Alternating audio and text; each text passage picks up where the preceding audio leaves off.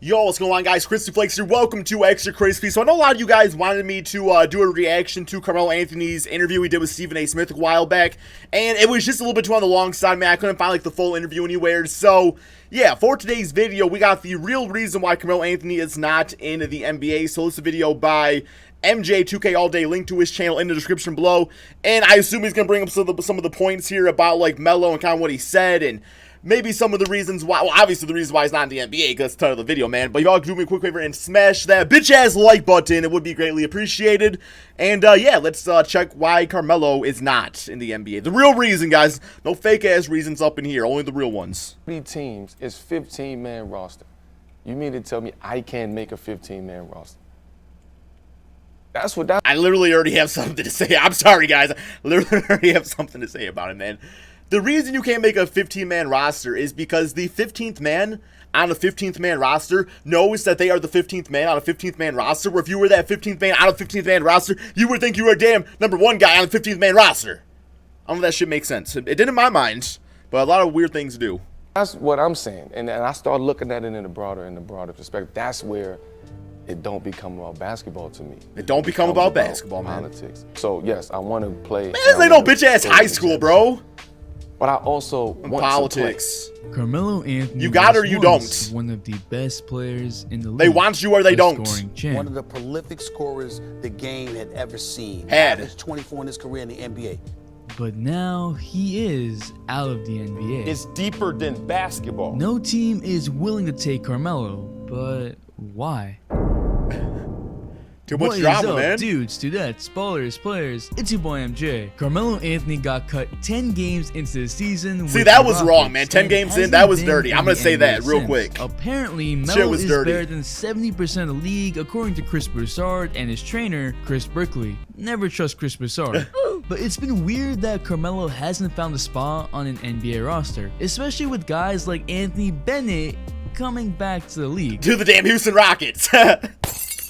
Y'all tell me you mean run that man Anthony Bennett at the forward than Melo? Melo too, so I want to get to the bottom of all of this. Drop a like for the amount of shots Carmelo makes in each off-season video. 5,227. And to the 78% that watch my videos that still ain't subscribed, don't leave me out like the NBA is leaving Melo out, and in order to see why Carmelo isn't in the NBA, we need to look at all the possible reasons why GMs and teams don't want to take a chance with Melo. I don't think it's ever been about Carmelo's talent. I've made the case for the Lakers to pick up Carmelo, and I believe he's not his talent, but the way he plays. It's different, Melo you know? in 10 games with the Rockets averaged 13.4 points and 5.4 rebounds a game, shooting 41% from the field and 33% from 3, along with 68% from the free throw line. It was 10 games on a new team, though. Like, they gave this man no chance to even adjust. 29.4 minutes a game. Like I said before in the previous video, those numbers scream inefficiency.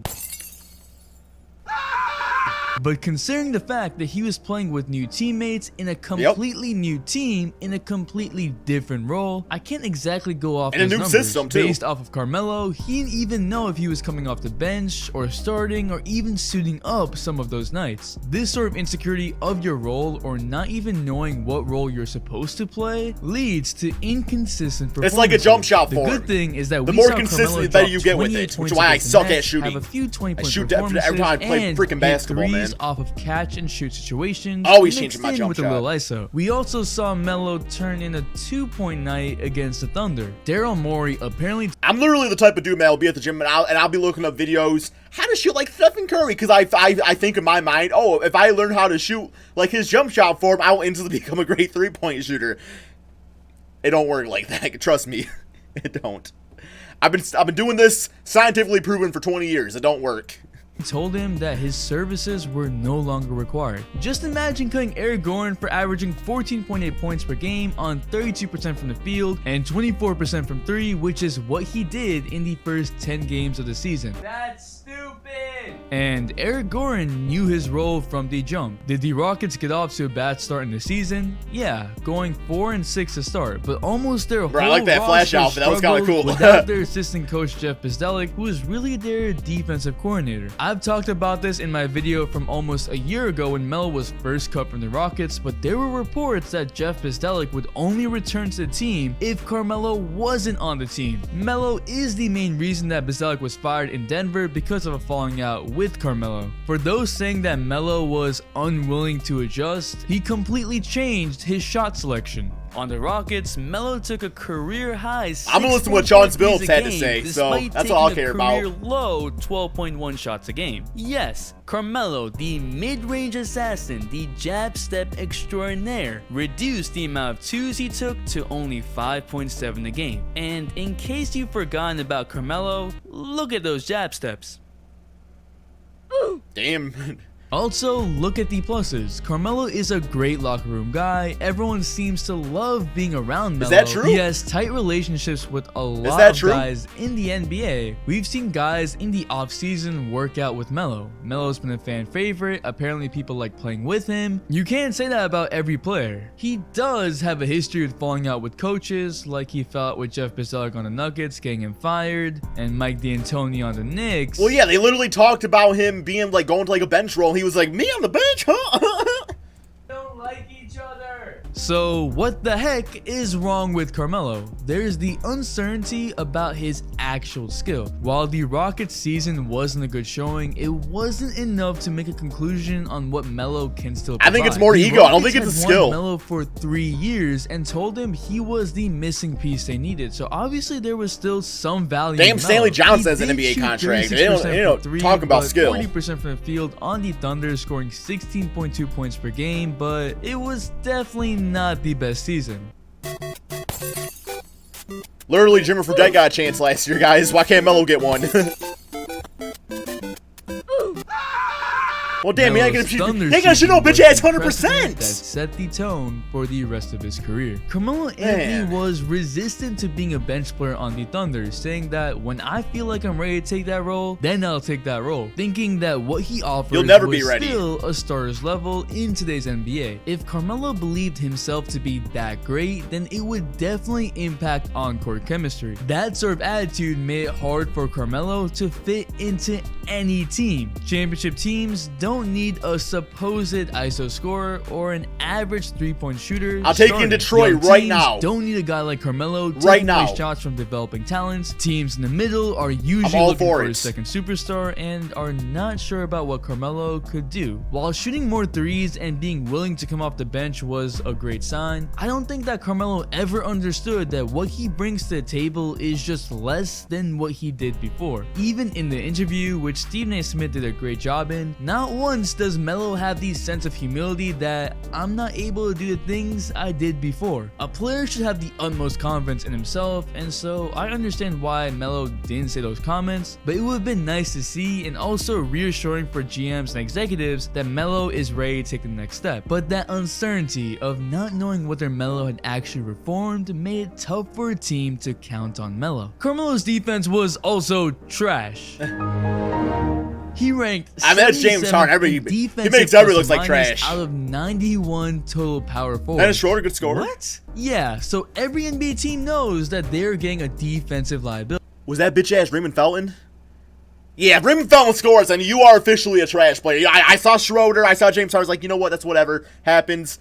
Yeah, Raymond Felton scores on you, then you gotta reevaluate your place in the league in your role. He won't be as bad as he was on the Rockets because everyone on the Rockets was just out of it in the first 10 games. But Melo also couldn't finish games on Thunder because he wasn't really able to defend anyone in the crunch time. That's bad. But the main reason that Carmelo isn't getting the call from the NBA is that Melo is a 35-year-old project. Let me explain. That's true. Melo was That's a good way to put it. To be in an era where NBA players Damn were good way to sort of put it. expected to play at higher levels for longer. And one man has been really leading the charge of that, and that's LeBron James. Well, he's a damn But Iron even Man, with bro. LeBron as the so-called anomaly, Kobe averaged 27 points at the age of 34. MJ was winning championships at the age of 34. Even But Melo Manu ain't Kobe or Ginobili showed MJ an or ability to LeBron. help the Spurs win a championship at the age of 36, averaging 14.3 points per game in the playoffs. And that boy cooked the big three heat.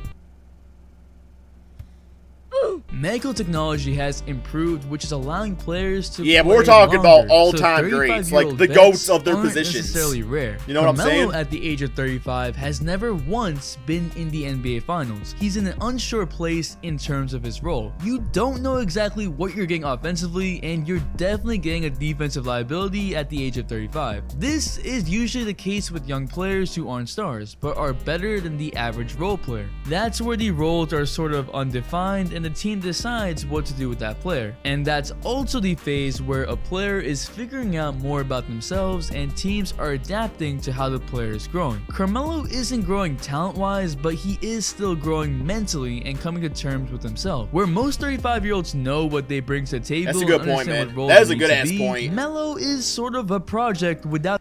It's like by the time Melo, like let's say your favorite team signs Carmelo Anthony.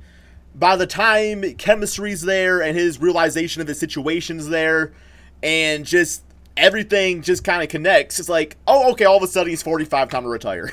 You know what I'm saying? The upside Like, of it's a talent project. growth. It would be a I don't think it's project, a which is question not on one that's whether worth he's it. willing to adjust, because he is. It's a question on what that means for his game. He's redefining his game for the modern NBA, but we haven't seen the complete change. The last full season we saw him play was on the Thunder when he was pretty stubborn in his play style. That makes him a tough sell for any team because of other 35-year-old vets that might not have the same offensive firepower, but are sound in everything else. Guys like Andre Iguodala have championship experience and defense while hitting big shots. Jamal Crawford knows he's a sixth man, and you know exactly what you're getting. Gonna Kyle get buckets Korver is all the simply time. a knockdown shooter. Vince Carter is the vet mentor who's an on-court coach. These type of guys aren't stepping out of their established lane. Melo hasn't even established a lane yet, and teams don't want to have to work with a guy who has to establish his lane at the age of 35. Do I still think that Melo deserves to be in the league?